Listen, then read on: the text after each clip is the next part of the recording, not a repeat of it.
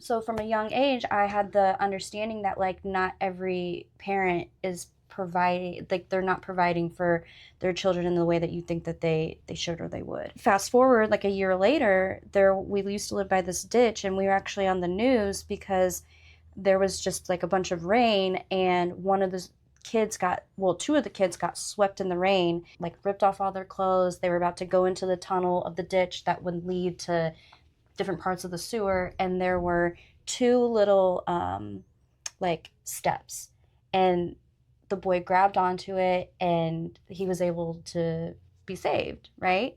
The whole question was, where are his parents? The whole question with the other student, where are their parents? But these are young children. And so I think it starts so young that what do we expect when they become 12, 13, 14 years old? Because it's like they're children. They are children at the end of the day, and this is the environment that they grow up in, whether it's happening at school, happening in their communities. And I just think it's so funny that we talk so much about youth violence, but we don't talk about what brings them to that point, because the violence is the end of the road. There's all these things that happen to begin it all. I mean, it's the same conversation with adult crime. Exactly. Yeah. And so I'm just like, why are we focusing so much on the outcomes, the outputs, and we're not focusing on the inputs? Ooh. Scared rabbit, they've got you boxed in. Old habit, you draw the curtain. Lonely only if they ever leave. Hello. In 1989, a man named Ray Oldenburg wrote a book called The Great Good Place. In this book, he coined the term third place. This is somewhere outside of your home, outside of your work, where you can go, be yourself, be with others, and build community. So I've made it my goal here in Indianapolis to find people all over the city who are doing their very best to make those spaces. So today, I'm happy to say that I have found another one. And their name is Lillian Barkes, who is the CEO and co-founder of Listen to Our Future. And Lillian and I met at the Circle one day. As with many stories, I was doing a short content with Patrick Armstrong, and Lillian was there. Patrick goes, "Michael, you should meet Lillian." And I was like, "I don't know who that is." And he goes, "That's her over there." I was like, "Oh, okay." But then we had a little chat, and I was like, "Oh, this person's like, you're pretty cool." So I got your number, and it's been sort of small back and forth since then. But we'll get into that a little bit more. But first of all, hello, how are you doing? I'm doing good. Yeah? It's Friday. I had a big deadline today. Oh, yeah? Yes. Are you allowed to share what it's for? It is for the Indiana Learns grant. So students are eligible for up to $1,000 for free tutoring through the state. They recently just got millions of dollars to continue to expand this program. Unfortunately, the deadline is today to register, but we'll be back again next year. Let's go. Yep. So for anybody that does not know, and this kind of includes me to an extent, can you give me the elevator pitch / whatever you feel like saying about Listen to Our Future? Yes, so Listen to Our Future, we're a grassroots organization that serves youth ages 5 to 25, and we do high dosage tutoring, project-based learning, and youth employment. And you started doing this work when you were 18. Pretty much. Sort of. Like, I got into youth work at 18. We started the organization in 2020. But I will say, like, all of my experiences have kind of culminated to this point of starting my own thing, getting people to see my vision and see my idea, and then joining alongside me and helping it come to life. Yeah. And you're an Indianapolis native? I was born in China. Well, I'm a translational adoptee, yes. That. But yes, I have pretty much been raised in Indianapolis my entire life. Yeah. I didn't mean to demean that side of you, because I do think it's a very important part of your story, actually, as it is with many people with your similar experience, although they're all unique, I've found, obviously. So I brought up that you and I have crossed paths a couple of different times, and I thought it was so, as many things are, serendipitous that this past week we were both at the ILEA meeting where the ILEA voted, which if you're listening to this and you don't know what ILEA is, it's Indianapolis Local Education Alliance. This is a sort of secondary school board that makes policy suggestions to the State House. They voted to send recommendations to the State House that I think you and I find not agreeable. But I wanted to give you a shout out because you were at the meeting and you were up there and you gave a short speech, as all of them are short because they limit you to a minute. So I want to commend you because you're out here doing the work. And when we first met, you said something to me that really connected with me. It's part of the reason that I followed up with you. What? Okay. What? I don't know what it is. I say a lot of things. You said, I consider myself more of a Malcolm than a Martin. Than a Martin, yeah. And do you have any, and if for any reason you don't know who that's addressing, it's Malcolm X versus Martin Luther King Jr. So can you tell me like what that means to you and how you sort of express that in your work? Yes. I think, we're talking about two very powerful Black men in history. We talked about one who kind of tread the line of we need to be peaceful, like we need to, live in harmony with one another. And then we had another one who took more of a radical approach of liberation by any means necessary. And as I have to sit and think about that as an individual, because I think that we all experience some levels of oppression from a being, whether it's, a workplace, whether it's economically, whether it's in your education, whether it's racially, sexism, like all these isms exist, right? And when I was younger, so I was in 8th grade when Trayvon Martin was killed. And that had a really big impact on me. One, being from a predominantly white school and being in a predominantly white family, I couldn't quite understand what was happening, but also understanding that he was only a couple years older than me. And so that could happen to my peers. It could happen to people that I care about. And, I think I was naive at the time as a naive 8th grader to think there are adults in this world who will right the wrongs, who will do the right thing, who will make sure things like this don't ever happen again. Very naively continued to live through life. And then, summer of 2020, we experienced the murders of Ahmaud Arbery, Breonna Taylor, George Floyd, in such a condensed amount of time that these were the same patterns. It's the same racism. It's the same motives. It's all the same. And the fact that, as a country, we were arguing with one another about what was right and wrong. We were having discourse, but not having discourse about where people's priorities really were and how they see themselves and humanity and where they position themselves as a human. And it was very obvious that there were some people that positioned their humanity over others. So I trusted people to right these wrongs. And as I got older, I just saw that wasn't happening.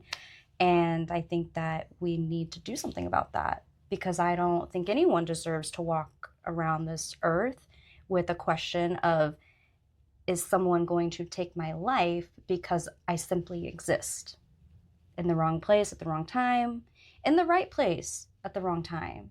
We've seen that happen twice over the past weekend. Actually, not even just weekend, but just again with the fact that you're bringing this up about racialized murder or any of that type of stuff. It's that specifically happened this past weekend. So I feel like I had a Martin hat on for a long, long time, going into high school, even going into college. And then I was really challenged with my own identity and what I believed about myself and what I believe humanity deserves. And that's when I kind of had this shift of, we can't always just sit around and hope and pray for the best. Well, because you've talked about some of the inspiration for starting this nonprofit came from your personal experience in education, right? Can you sort of talk about that and what maybe led you to be I'm fed up with this? Yeah, so my first year teaching was COVID.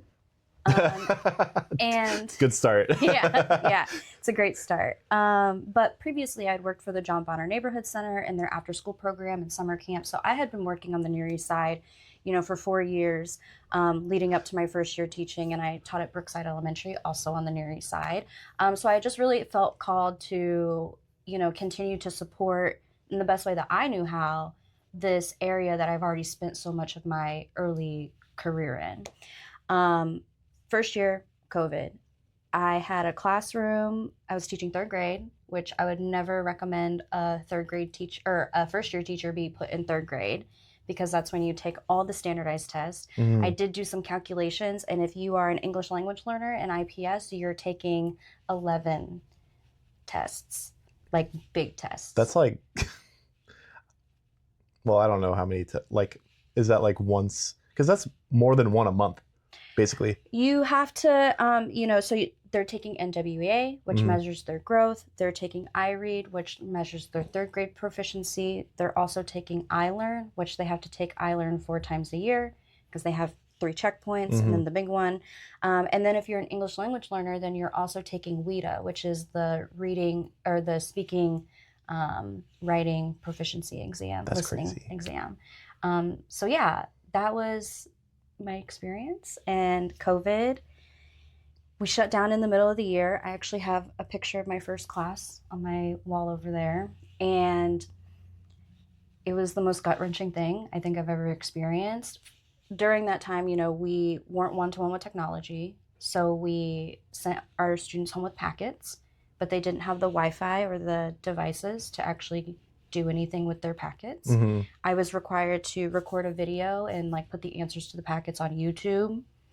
Okay, that's great, but if you don't have a device, you can't do anything about that. So I got on Facebook Marketplace and the Hamilton County chats, and I started asking people for devices, and I was able to get my students enough devices to where they could do their assignments. Now, did they do them?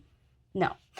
But at least that wasn't an excuse, that I don't have anything to do it on. So that really became about eliminating barriers. And that's really what I strive to do as a teacher, not just educationally, but whatever barriers there are for you to be fully and authentically a participant in my classroom in this learning environment. And for a lot of students, that's basic needs. Maybe they don't have their lights on at home. Maybe there's no one at school or at home to get them up in the morning for school. So I'd be setting alarms on my kids' iPads. And for them, send it home. Yes, send it home. And I'm get up. This is your alarm to get up and get to school.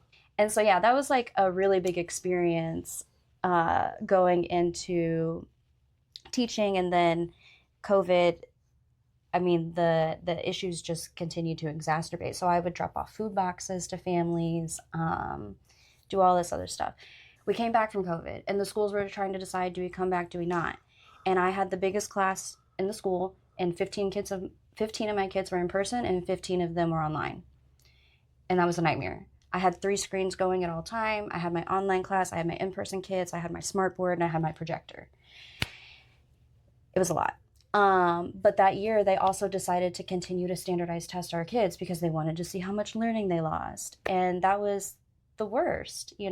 My students, I remember one in particular, he came to me reading at a kindergarten level for kindergarten, and he was at a kindergarten level for kindergarten, first grade, second grade, and third grade. No growth. Yeah. We finally got him into middle of the year, second grade level, but he still wasn't ready to take iRead. He still wasn't ready to take iLearn, but they wanted him to do it anyway. So for the writing portion for iLearn, he wrote in his little text box, I hat you, really meaning I hate you. And all that hate was directed at me because I was his teacher telling him you need to do this. And at that moment, he was bawling his eyes out, he had his hood over his head.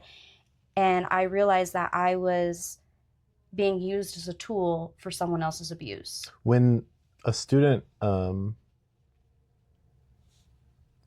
fails one of those classes, especially iRead, what happens? Well, now if they fail iRead, then there's a possibility that they'll get held back. There's a few exceptions for students that can continue to go on, but now because of recent legislation, you have to get held back. That's not how it was before, but like a decade ago, it was supposed to be like that. So yeah, legislation really impacts our students and how they're able to move throughout their educational career. Yeah, that's a crazy story. Yeah. So you're sort of wading through what you maybe perceive, and correct me if I'm wrong, like what I would call like a lot of bureaucracy and a lot of like outsized expectations for children. What about Listen to Our Future helps you escape that? So when I was teaching, I was afraid to speak up about a lot of things. I was constantly running from school takeover. So my first year teaching, I started thinking about my exit plan. And I think, was there a question? What about Listen to Our Future helps you escape the sort of bureaucracy and this sort of like, well, you mentioned being complicit in someone else's abuse. Yes. Like, how are you sort of managing that? Yes. So, and my third year, I actually got switched down to third grade or to second grade, and which is they don't test as much. And that was a really big relief on me, like for my mental health. So just like switching a grade made a huge difference.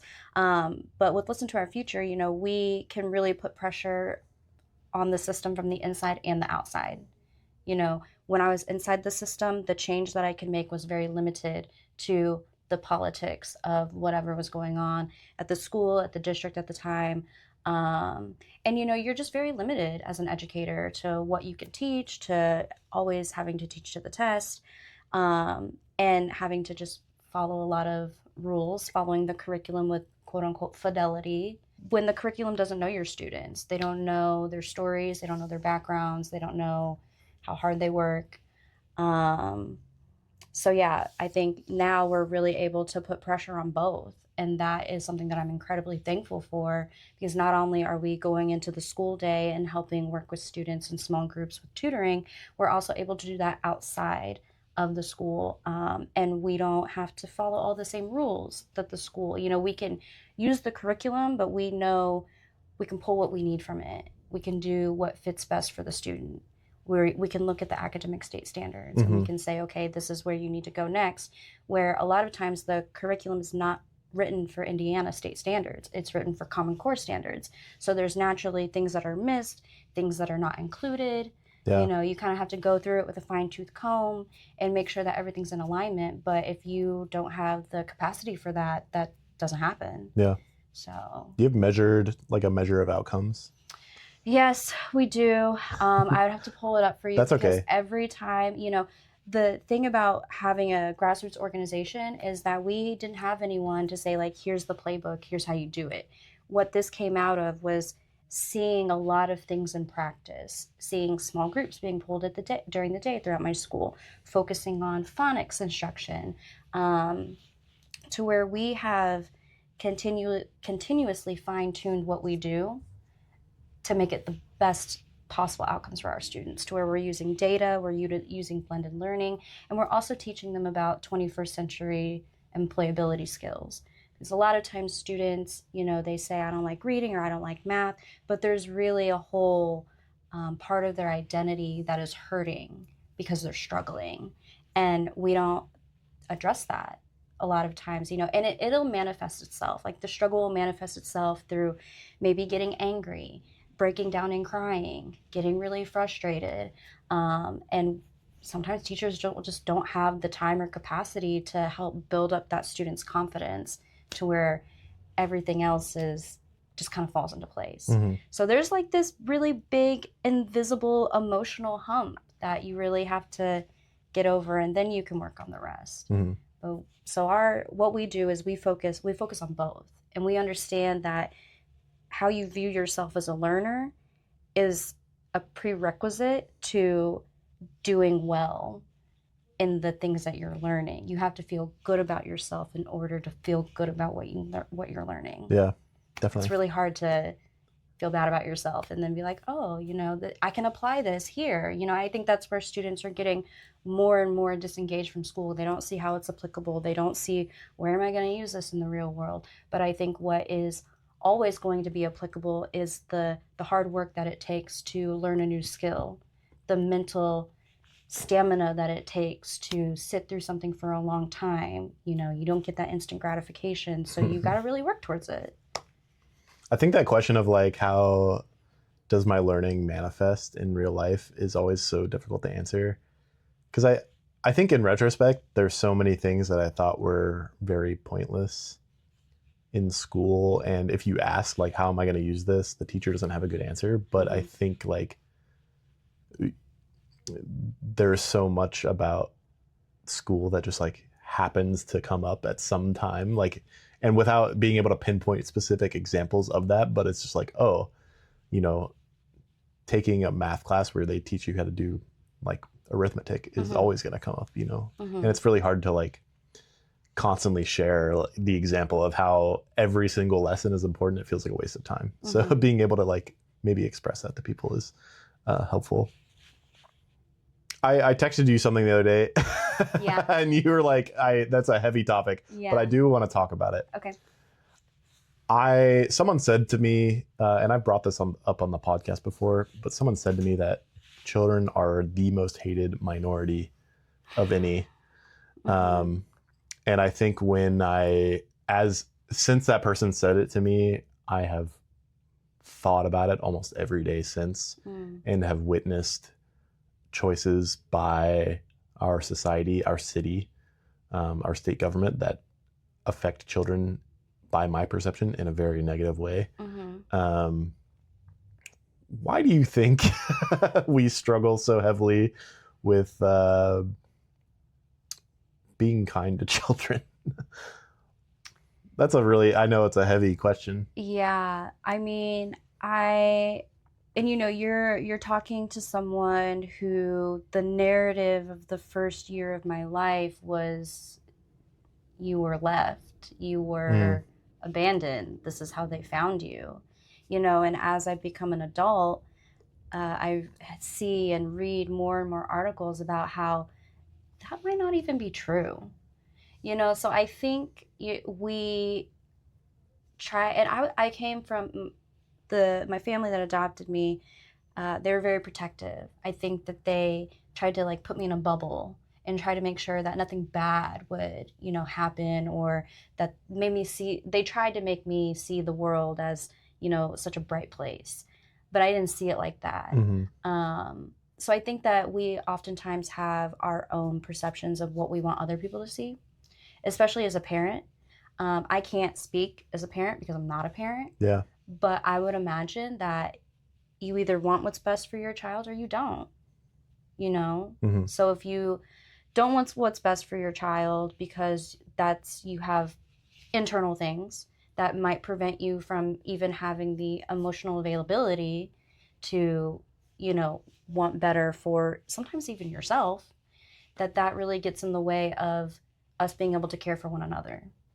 But I think a lot of that is lack of support, it's lack of community, it's lack of connection.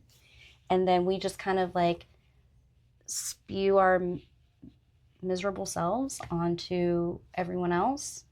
And you see this, you know, as with some parents. You might see this, you know, with legislators that are making decisions about children without even asking them. And then, you know, you have the parents that want a particular type of life for their children, and then they make the assumption that everyone wants that type of life for their children. So now we're dictating how other parents parent, or how other parents should parent. And I don't think we're necessarily in a position to tell someone that. I think, and we try to be the heroes of other people's stories instead of, like, allowing them or empowering them to be the hero of their own story. We're just like, hijack, my way or the highway. Yeah, I like the way you phrased that. I like the way you phrased that. Yeah. There's this constant, I've brought it up a lot of times, like, there's this constant conversation. Well, it feels contemporary, but this conversation around, like, childhood crime or, like, young adult crime. Yeah, you're laughing. I'm sorry. I know. And this is topical to my podcast because I like to talk about community spaces, places for people to be. And right now we are severely lacking and actually this is why this has not been explicitly stated, but we are in the Listen to Our Future office, which is on East Washington. What's the address? 1518 East Washington Street. 1518 East Washington. Suite 100. And and this is a wonderful space, and I imagine that at some times, not today, but there are people, children specifically, in here. There's a library, there's like seating areas, there's a kitchen, all of that stuff that could be useful to people, but this type of space is rare. And beyond that, like, a lot of people don't know this exists. Mm-hmm. And when you talk about childhood crime, or whatever that means, and roving bike gangs, as my wife and I like to say, Mm-hmm. Where else do you expect kids to go than the streets if you don't give them a place to go?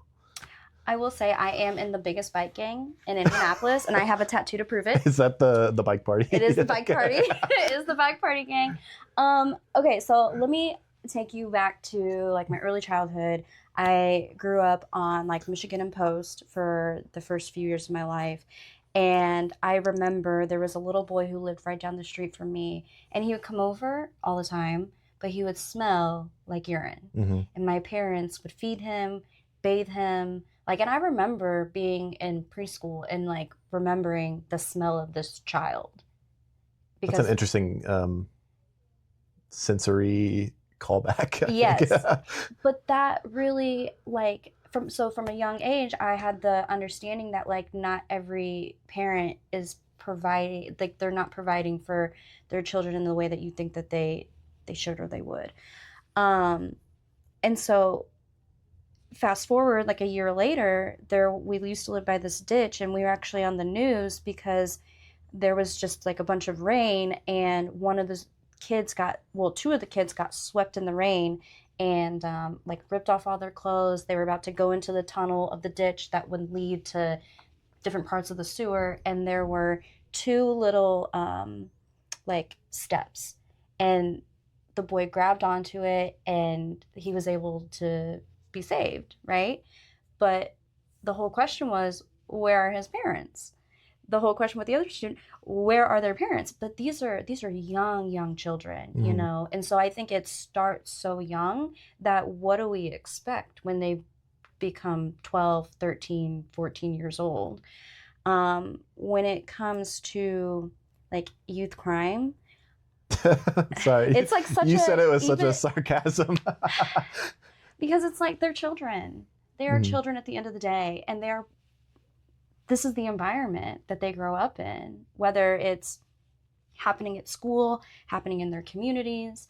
And I just think it's so funny that we talk so much about youth violence, but we don't talk about what brings them to that point. Because the violence is the end of the road. Mm-hmm. There's all these things that happen to begin it all. I mean, it's the same conversation with adult crime. Exactly. Yeah. And so I'm just like, why are we focusing so much on the outcomes, the outputs, and we're not focusing on the inputs? Ooh. And so I like that phrasing. You're so good at I talk to 8 and 9-year-olds for a living for a very long time. So painting pictures was like my specialty. But we spend so much time talking about the outputs that I want to talk about the inputs. I want to talk about, and maybe, you know, as a young person, I had a lot of inputs. I had a lot of positive influences in my life. Mm-hmm. But you look at some other students and they might only have 1 or 2 positive inputs, and the rest of them are incredibly negative. Mm-hmm. So then what do you expect? Yeah. It's a, you know. So you don't think it's necessarily even just a space issue? You think it's everything? I mean, obviously, I'm not a believer in nature over nurture, definitely. Space is a prerequisite to conversation, mm-hmm. whether it's like physical space or metaphorical space. That's the prerequisite. So the fact that we can't even address this right here, we can't even get to anything else down here, or we're working against ourselves. I think a lot of youth-serving organizations expect youth to come and talk about their mental health, but they actually don't provide the space to talk about their mental health. And what I mean by that is, you know, your boss might say, oh, I have an open door policy. Okay, great. I'm sure that's in everyone's handbook. Yeah. But walking through that door is so different. Let me go tell my boss I want a raise. But you might not know what to expect when you walk through that door. And if your boss is unpredictable, then that can lead to a very scary environment. Yeah. So I think the, you know, words matter, of course, but we have to really be about what we say, and we need to come with action-based solutions. I can't expect any of my staff members to come in and talk to me about their mental health when they're too afraid to walk through the door. Even though I say, oh, I have an open door policy, like that's not real if no one's actually doing it. Yeah. Or if they don't feel comfortable doing it. Yeah. And I think that's where youth, I mean, I feel uncomfortable talking about my mental health. What? You think if someone puts me in a room, I'm going to talk about my mental health? Even if I know the people, no. Mm-hmm. Maybe. But when I was younger, no. Lay it out on the Third Space Indy podcast. I mean, you know, I, as a young woman, you know, 12, 13, 14 years old, I was in an incredibly abusive relationship, and I didn't have anyone to talk to about it. Mm-hmm. Nor do I think I really would. Who, in that scenario, thank you for sharing. Yeah. In that scenario, like, who would you have wanted to talk to? Anyone? I wish, and maybe like it's not who, maybe it's, I just wish there was more space. You know, like I was always really close to my cousins, but they're kind of they're like 5 to 8 years older than me. But there are definitely people now that I look back that I could have talked to about it, but I didn't necessarily have the space because no one was like locking me and my cousins in a room together to just stare at each other until something was said. Mm-hmm. You know, something of meaning was said. But I do think that if we allowed more time for that to happen, then I would have eventually opened up about some of the things that I was dealing with. Yeah. But it ultimately took, you know, really bad things to happen for me to get the help that I needed, to where I was, you know, in this cycle. And then it became embarrassing because I waited so long to get help, and now like everyone knows my business, and it's hard being a youth. It's very hard. Yeah. So there's I don't even think you're in misalignment with like what I said, with like talking about space. Like when I think about the 80s, let me paint you a picture. I'm not from the 80s, I'm from 1995, but when I think about the 80s, I think about arcades. Mm-hmm. I think about shopping malls. Yes. I think about public parks. Yes. I think it's basically, I'm listing off stuff in Stranger Things, but it's like, I think about riding around on a bike with your friends. The roller skating rink. Roller skating rink. This is a common thing here in Indianapolis, actually, but sock hop is that a thing people say? What's that? You've never heard the term sock hop? No. That's like a school like dance basically for kids. But just there are places for people under the age of 18 to go and exist, and again have space with each other that is apart from whatever systems that they are experiencing trauma through. It's like, oh, I can go spend a couple quarters playing Street Fighter at the arcade. Or even like the spaces that they're forced to be in. Like they're forced to be at school. Sometimes they're forced to be at church. Or at home. Or they're you know, so I think we've really gotten away from having third spaces that they're not actually forced to be in. Even a program. Your parents are forcing you to be in the program. Yeah. And so I see it a lot with young people. You know, they come with just such a chip on their shoulder sometimes. But that's because they're always being bossed around and they don't have those spaces. If you want to go play an arcade game for free here in the city under the age of 21, I have no idea where that could happen. You have to either go to one of the bars or even Pins Mechanical you have to pay for. Yeah. And even like I think about like my wife really has this she holds Circle Center Mall in like high regard as a she was like that was the place to be. Yeah. And now when you go in there, it is an empty shell of itself, and it will soon become even more of an empty shell as they remove the roof, and put up housing. and put up housing, which I think could be good, but I have no opinion on whether it will be good or not. You know, they did that with the old mall. There's an old mall? There is an old mall, and they turned it into apartment buildings. So they've already done it once before. Yeah. It's going to look a little different, Yeah. but... Oh, it's like going to be open air, right? Yeah. It's cool. Yeah. I think the idea is pretty cool. Will it be not terribly expensive? Who's to say? You know how much I paid in rent to live down here?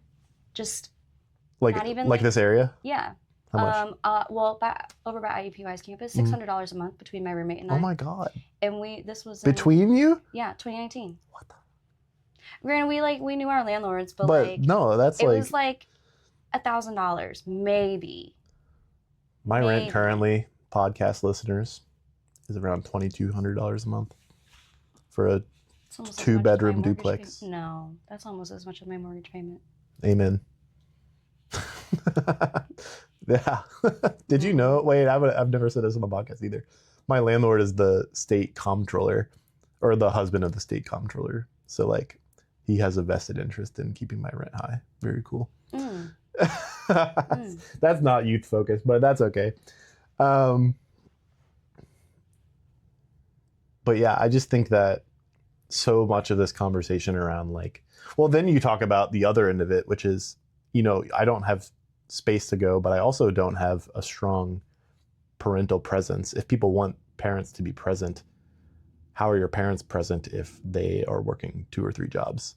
There is no ability to be present if they're barely paying their $2,200 in rent. I'm very blessed to have a wife with a good job and myself with a very decently paying job, like to be able to sustain that, but not a lot of people have that. Mm-hmm. Mm-hmm. So it's impossible to provide the environment that reduces youth crime, as you said, the inputs. Mm-hmm. Mm-hmm. Yes. Yeah. It is very difficult. And it's hard for me to like show up for myself and like take care of myself sometimes. So the fact that their parents are doing it every day, hats off to them. Good for them. Yeah. Thank you for them. Yeah. And I think that, as people without the children, without that influence, like it's part of our responsibility to help the parents. Because if we were in that position, we would need the help. Yeah. We just don't understand how like bad it is because we don't walk around in that life. To Kill a Mockingbird, my favorite quote in that movie or in that book was like, if you like take your skin off and crawl around in someone else's skin, that really like hit me to where I was like, okay, I can't have all these like pessimistic perceptions about people, especially. I try not to. Especially people who don't have that power, especially people who are the oppressed ones. Like I don't understand how all of that, first of all, I don't experience all of that. So I can't even begin to understand how all of that might affect one person. Mm-hmm. But I do think it is our responsibility to alleviate those pressures of others through community. Banger. We're going to move on to the canned questions. Okay. Third Space Indy is sponsored by cityrising.org. Mark Latta has decided to sponsor the podcast. Shout out to Mark Latta. If you don't know, City Rising is a social impact studio that leads and supports innovative projects that strengthen, celebrate, and repair people and places. So if you're a people, or you're the leader of an organization or a place and you're interested in improving your lived and built environment around you, reach out to me, reach out to Mark Latta, and we'll get you set up. Anyways, Mark. I want that. How do I get that? I don't know. Pay Mark You said I had to reach out to you. Pay Mark a little money. I don't know exactly what he does, but he's shown me some projects and they're pretty cool, but it does require a little bit of money.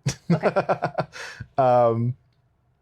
Mark has sponsored a question on the podcast, which is, what is a third space to you? Okay, what did I write? I wrote something down at a community event, And it was like a stay and play, come and chill. There were some words that I used, and I was like, some combination of like because exist and be and yes, because I was talking about Franklin Township and how Franklin Township has like no third spaces whatsoever for children, and that's how it was when I was younger. So I was at the CVS every day, doing things that I shouldn't have been doing, getting into things that I should not have been getting into, and I was like, where are all the stay and hang? Stay and hang. Stay and hang. Where can I stay and hang? But that's what a third space is to me. A place where I can stay and hang. And I can bring my friends and we can stay and hang. And I don't have to spend any money. Do you have an example of that off the rip? Here. Listen to our future. How often are you, okay, this is your place of work. Yeah. How often are you here and not working? Which I don't think this can actually be your third space. That's a thing, but I'm just wondering. I mean, like, we have community circle events where I don't feel like I'm working, but I don't feel like I'm working ever because, you know, if you love your job, you never work a day in your life, right? Boo. Yeah. But yeah, like for me, third spaces. Yeah, it's a constant conversation. And I live in Hamilton County currently. How dare you? I know. I'm trying to figure out. This is Third Space Indy, by the way. I know. Okay, here's the thing. Okay. I ended up in Hamilton County because my mother passed away, and I had to move in with my boyfriend.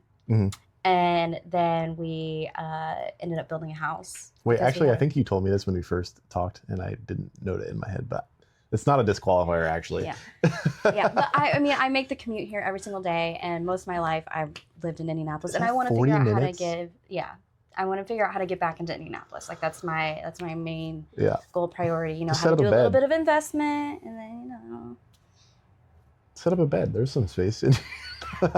There's no full bathroom. If there was a full bathroom, like, you know, we might be talking. But yeah, I would love to figure out how to make it back down here. That's so funny. All right, next question, related kind of. What is a third space that has existed for you previously that no longer does? My church community. I would not say that I'm like, I have a home church or anything, but I do think, you know, I was raised in Catholic school and then went to a non-denominational Christian church, like attended the youth group and a lot of those things, but there's been a lot of church hurt to where I just don't really want to explore a place of worship. I would rather, you know, make my church around the people. Capital C church. I know what you're saying. Yes. I was raised Catholic. Yeah. Little church, not big church. One time I was having so I was also raised Catholic. I would actually consider myself pretty Catholic when I was like a junior, senior in high school. I went to a Catholic high school, although public school the rest of the time. And I went to go talk to our pastor, and I was like, I don't really go to church anymore. I feel really guilty about it. And she said something. I don't know because in Catholicism, women aren't pastors. I don't know what her relationship was.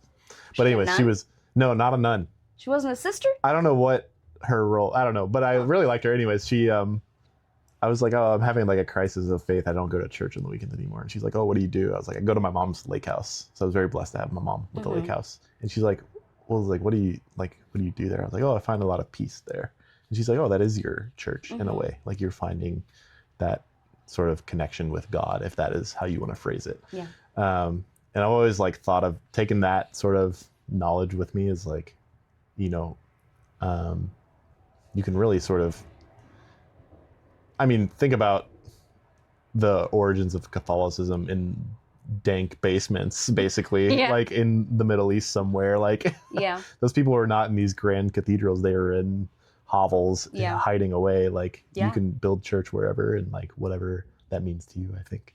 And I think that's when you talk about authenticity, when you talk about how to feed the soul, that's where my soul is fed. When I'm having conversations and opening up the word and exploring the word with the people that I'm closest to, not necessarily someone that I have to shake their hand at the beginning of church and hope that they're not sick. You know what I mean? I do remember. Drink after them. I think this happened on the wine. Yes. I'm not religious at all anymore, really. It's sort of just like definitely still a piece of me. But I do remember junior year going to the National Catholic Youth Conference here in Indianapolis. Mhm. And that was crazy. Mm-hmm. Because have you gone? No. No? Mm. That is, it's national. So you have people from all over the entire United States coming and doing like worship together. Yeah. And it was really cool to be at that point in my life, like kind of young and just interested in meeting people, to be like, oh my God, you're from Hawaii. That's so cool. Yeah. Like I've never met someone from Hawaii. Like I thought that was like really interesting. I actually think that either just happened or is coming up It soon. did just happen. Yeah. Yeah. That's pretty crazy. Yeah. I actually think I was downtown when it was. I was like, why are there so many young people here? Yeah. Yeah. And they have the Pope come on and talk to them. Oh, that's right. And, yeah. It's talking about like not using AI and stuff like that. That's funny. That's a whole other conversation. Yeah. Thank you for sharing. I really appreciate it. Yeah. I have kind of two last questions, and then we can round it out. Okay. So every episode, I ask a question from the previous guest. Okay. Mm-hmm. So my previous guest, her name is Carly Kuiper. She is a professor at Butler. Okay. She teaches disability advocacy. Okay. Her question is, what is something meant for disabled people that you have benefited from? Oh my gosh.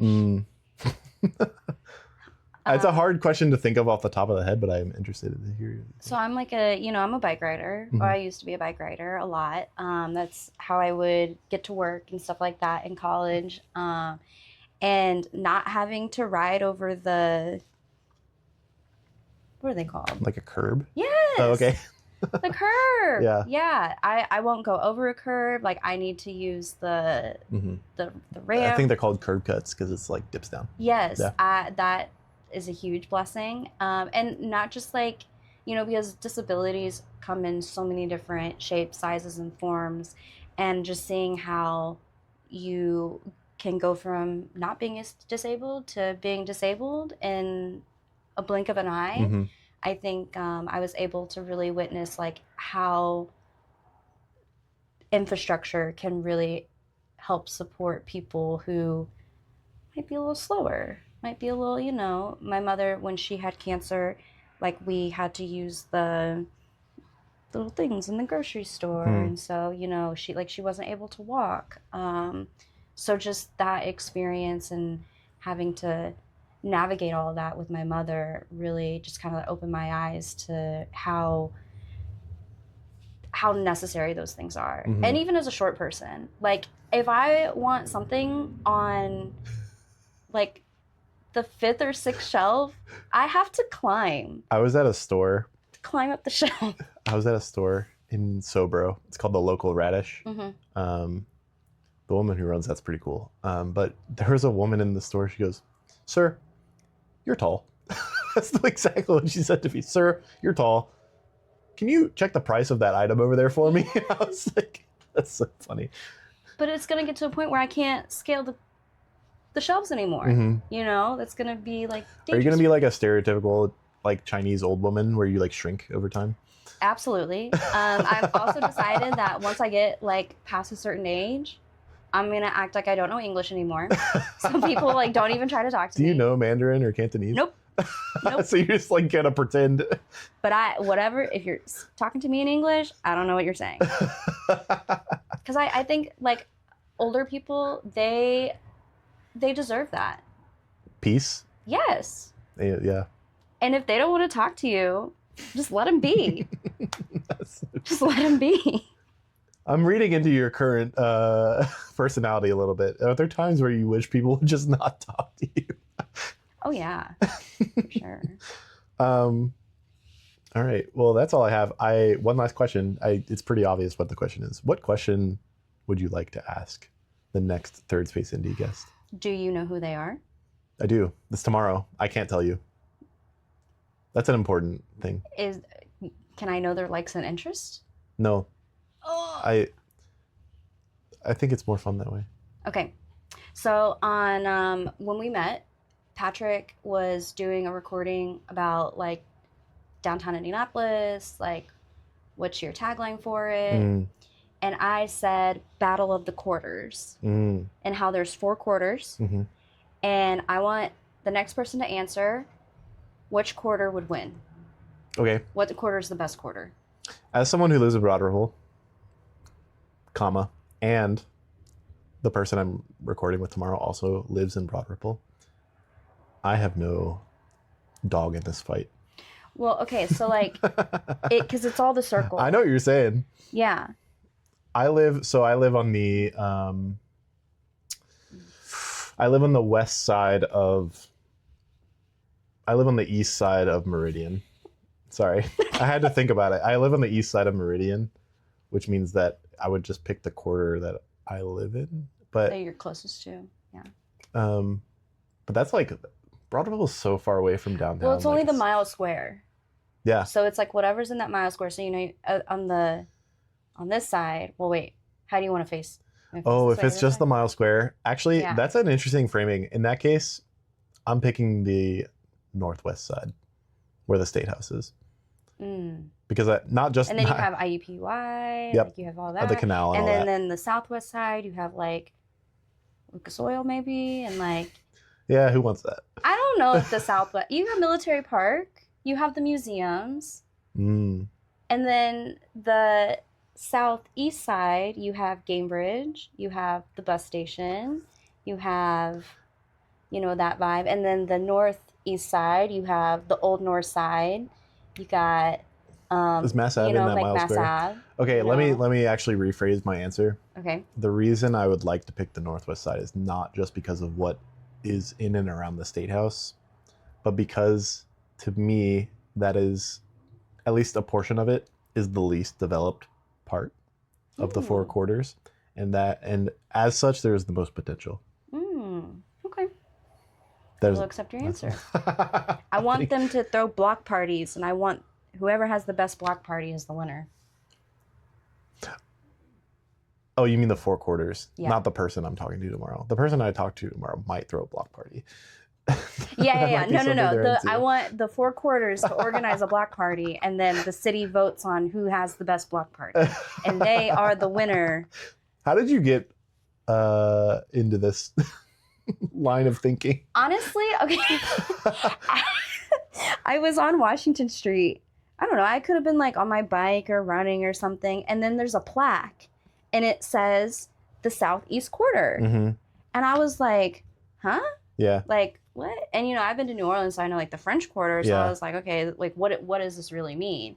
And then when I really thought about our city and the history of our city and how we are so unique, where we have Meridian and East Washington Street that intersect right at the middle, at the heart of the circle, like,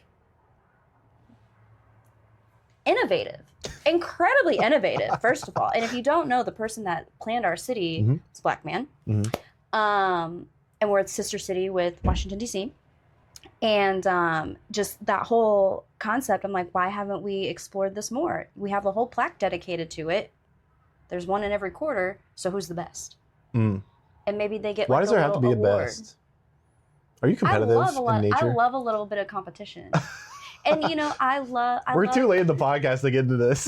I love our city. I love, like, you know, I love bringing awareness and hype. And, like, you know, I think because our sports teams are doing, okay, well, sometimes they do really well. The Pacers are unfortunately not doing very well because of a series of injuries.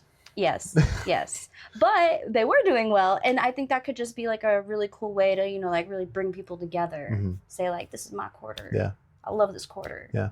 You get a star because you're the best. Yes.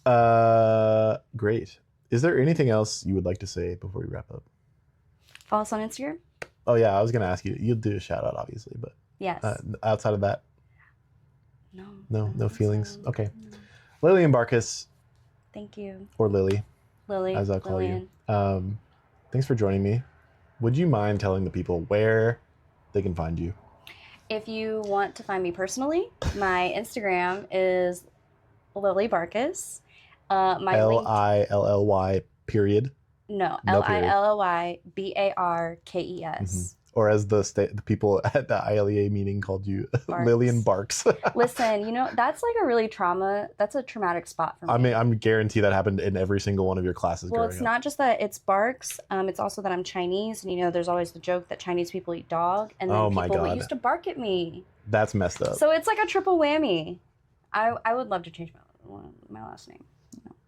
But yes, LinkedIn, Lillian Barkes. Mm-hmm. Don't friend me on Facebook. Listen to our future, listen to our future.com, listen to our future on Instagram, listen to our future on LinkedIn, and listen to our future Inc. on Facebook. No TikTok. Unfortunately, no. Why unfortunately? Because we had one and then something happened to it, and then I made another one and something happened to that one. And now I just can't get into any of them. That's crazy. Yeah, so it's fine. Listen to our future on all platforms except for one. Not on X either. I think that's okay in the year 2025, Yeah. if we're being honest. Thank you so much for listening to this episode of Third Space Indy. Thank you, Lily, for joining me on this episode. You can find Third Space Indy on Instagram at Third Space Indy, or by going to thirdspaceindy.com, where I write a weekly blog that releases with the episode every Monday. Thank you, cityrising.org, for sponsoring the podcast. And as always, thank you to the local artist, Jennison, for letting me use your song, Scared Rabbit, as my intro music.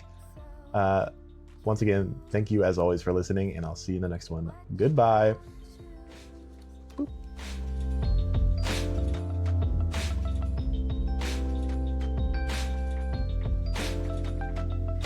Scared rabbit, is the coast clear?